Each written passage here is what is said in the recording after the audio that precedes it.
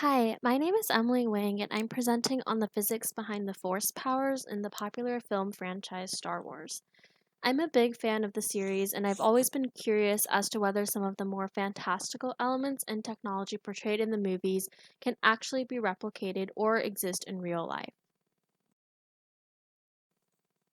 One of the most iconic science fiction powers has to be the Force in Star Wars.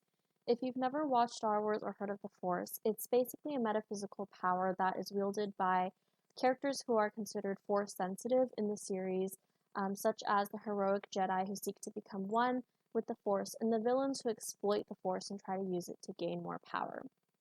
The Force has been used in a variety of different ways in the Star Wars universe, from telekinesis and moving objects with your mind, or Force choking, as shown on the right by Darth Vader and Anakin Skywalker. Other uses of the Force in the series have included healing, mind control, and telepathic communication. This presentation will focus on investigating whether or not this power makes sense in reality according to the laws of physics.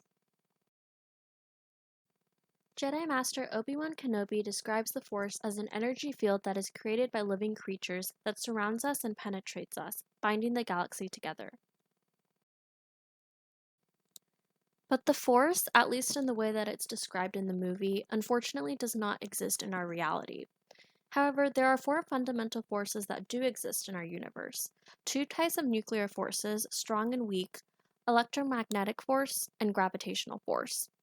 Nuclear force is the force that acts between protons and neutrons of atoms and binds protons and neutrons into the atom's nucleus. The strong nuclear force is an attractive force between protons and neutrons that keep the nucleus together. The weak nuclear force is the force that's responsible for radioactive decay in certain nuclei.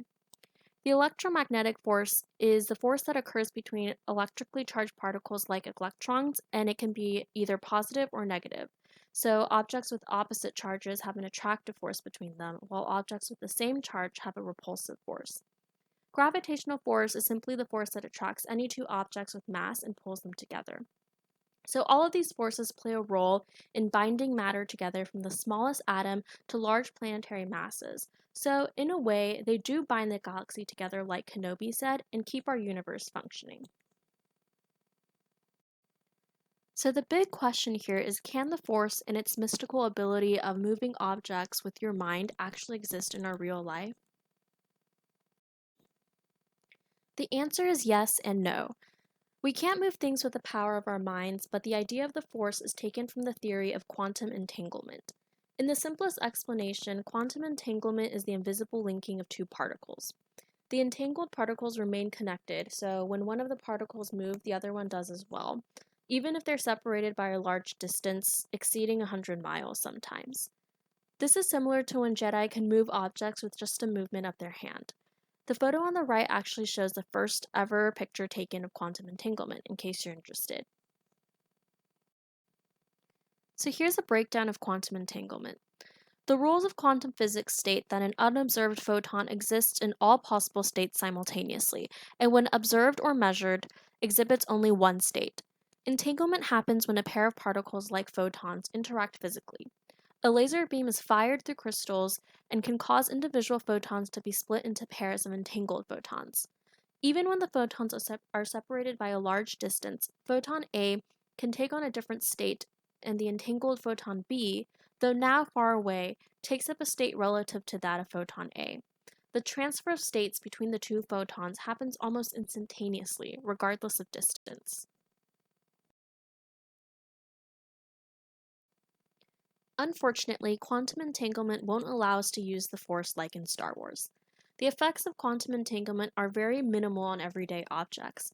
Physicists are able to manipulate a few particles of light, but fighting stormtroopers or blocking laser beams from blasters would be much more difficult.